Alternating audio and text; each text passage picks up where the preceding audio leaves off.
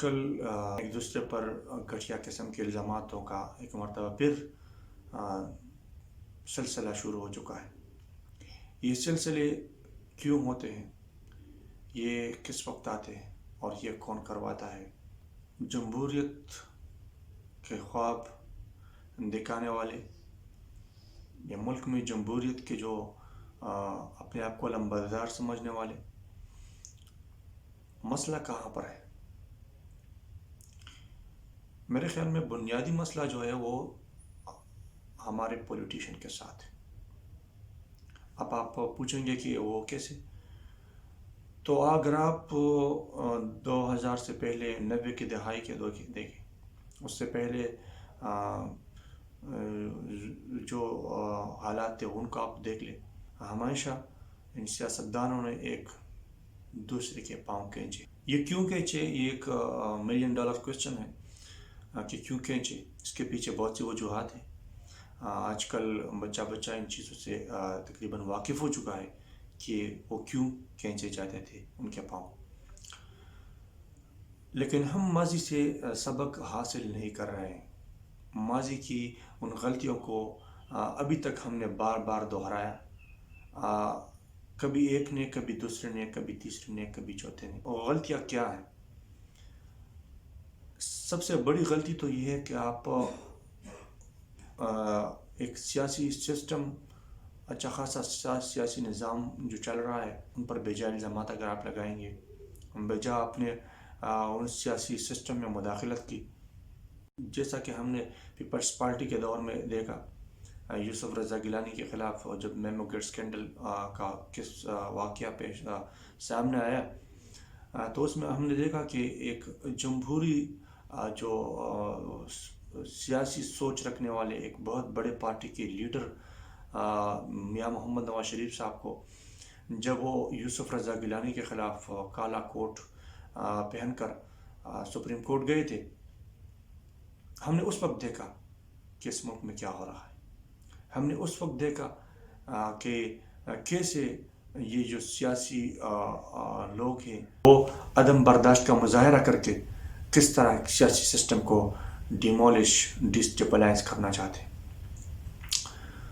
اب بہت واضح سی بات ہے کہ جب تک آپ سیاسی سسٹم کو سیاسی انداز سے ڈیل نہیں کریں گے، ایک سیاسی سسٹم کو سیاسی انداز کے ساتھ حل نہیں کریں گے،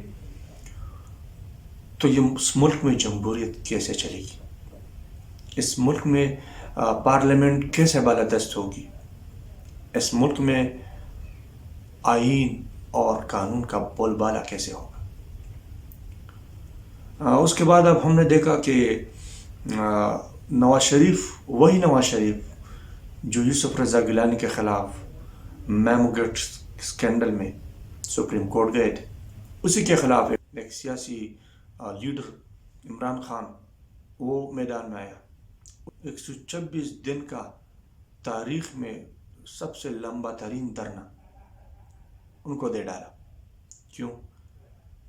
الیکشن میں چوری ہو گئی۔ ان کو تقریباً 1.5 سال بعد ان کو یہ سمجھ آیا کہ الیکشن میں دھاندلی ہوئی۔ یہ بھی ایک $1 ملین کویسچن ہے کہ ان کو یہ خیال کیسے آیا، یہ خیال ان کو کس نے دلایا، یہ یاد دہانی ان کو کس نے کرائی کہ الیکشن میں دھاندلی ہوئی ہے۔ لیکن بہرحال ہم اس ٹاپک میں جانے کے بجائے ان کو ایک جمہوری ٹرمینالوجی میں ڈیفائن کرنے کی کوشش کریں گے۔ 124 دن کا ناکام دھرنا جب اختتام پذیر ہوا، وہ کس طرح اختتام پذیر ہوا؟ ملک میں ایک بہت بڑا سانحہ ہوا 16 دسمبر 2014 کو، جب آرمی پبلک اسکول پشاور پر اٹیک ہوا۔ اس حملے میں تقریباً 148 تو میڈیا میں بتائے جاتے ہیں، لیکن بہت زیادہ اسٹوڈنٹس جو ہے ان میں شہید ہو گئے تھے۔ یہ ایک ایسا واقعہ تھا کہ جس نے ملک کو ہلا کر رکھ دیا، لہٰذا اس میں دھرنا جاری رکھنے کا سوال ہی پیدا نہیں ہوتا۔ اس کے بعد اگر آپ دیکھیں کہ کس طرح جمہوریت اور جمہوری سسٹم پر ایک کے بعد دیگرے حملے ہوتے رہے، پارلیمنٹ پر حملے ہوتے رہے، پی ٹی وی پر آپ نے حملہ دیکھا، پارلیمنٹ کو یرغمال بنائے رکھا۔ چینی صدر کا ایک دورہ تھا، وہ بھی اس کی وجہ سے ملتوی ہو گیا۔ یعنی یہ کوئی غیر لوگ نہیں تھے جو جمہوریت کو ڈی اسٹیبلائز کر رہے تھے، یہ یہی سیاسی لوگ تھے جو آج ہمیں پارلیمنٹ میں، جو ہمیں سینٹ میں، جو ہمیں پرائم منسٹر ہاؤس میں جمہوریت کی بالادستی کی بھاشن دے رہے ہیں۔ یہ وہی لوگ تھے جس نے پارلیمنٹ پہ حملہ کیا تھا، یہ وہی لوگ تھے جس نے پی ٹی وی پہ حملہ کیا تھا، یہ وہی لوگ تھے جس نے سول نافرمانی کا اعلان کیا تھا۔ آج وہی ان کے خلاف، آج ملک میں ایک بہت بڑی جمہوری ڈیموکریٹک موومنٹ بن چکی ہے۔ ان میں ملک کے تمام بڑی سیاسی پارٹیاں شامل ہیں، جن میں پاکستان مسلم لیگ نون، پاکستان پیپلز پارٹی، مولانا فضل الرحمان یعنی جمعیت علماء اسلام، جماعت اسلامی کو چھوڑ کر تمام اپوزیشن کی جو جتنی بھی پارٹیاں ہیں وہ اس موومنٹ میں شریک ہیں۔ وہ کیا چاہتے ہیں؟ وہ بھی وہی مطالبات دہرائے، وہ وہی دھرنے، وہی جلسے کر رہے ہیں۔ میں ان کے جلسوں کی قطعاً خلاف نہیں ہوں، لیکن میں نے ان کے منہ سے ان دھرنوں کی وجہ سے اس حکومت کو خاتمے کا اعلان کرتے ہوئے سنا، جو بالکل جمہوریت کے خلاف ہے۔ تو آپ جمہوریت کو کیسے مضبوط کریں گے جب آپ خود غیر جمہوری زبان بول رہے ہیں؟ آپ پارلیمنٹ کو کیسے بالادست کریں گے جب آپ خود پارلیمنٹ کو کمزور کرنے کی کوشش کر رہے ہیں؟ میں یہاں قطعاً عمران خان کی حمایت کی بات نہیں کر رہا، بلکہ میں جمہوری سسٹم کی بات کر رہا ہوں۔ اگر آپ نے جمہوریت کو مستحکم کرنا ہے، پارلیمنٹ کو بالادست کرنا ہے، تو آپ نے آپ کو جمہوری بنانا ہے۔ آپ ایک غیر جمہوری طریقے سے ایک حکومت کو کس طرح ختم کر سکتے ہیں؟ یہ ایک بہت بڑا سوال ہے جس کا جواب ایک غیر جمہوری آدمی دے سکتا ہے۔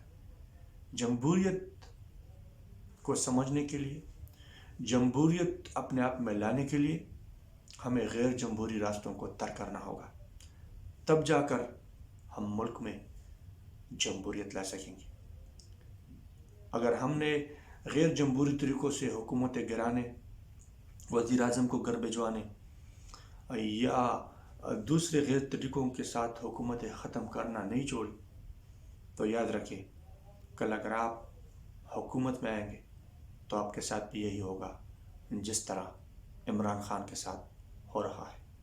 لہٰذا میں تمام سیاسی پارٹیوں کی قیادت سے التجا کرتا ہوں کہ وہ غیر جمہوری طریقوں سے حکومتوں کو گرانے کا سوچ رکھتے ہیں، ان کو ترک کریں، ان کو جمہوری طریقے سے ہٹائیں، ان کو ایسے طریقے سے ہٹائے کہ کل آپ کے لیے کوئی مشکل نہ بنے۔ شکریہ۔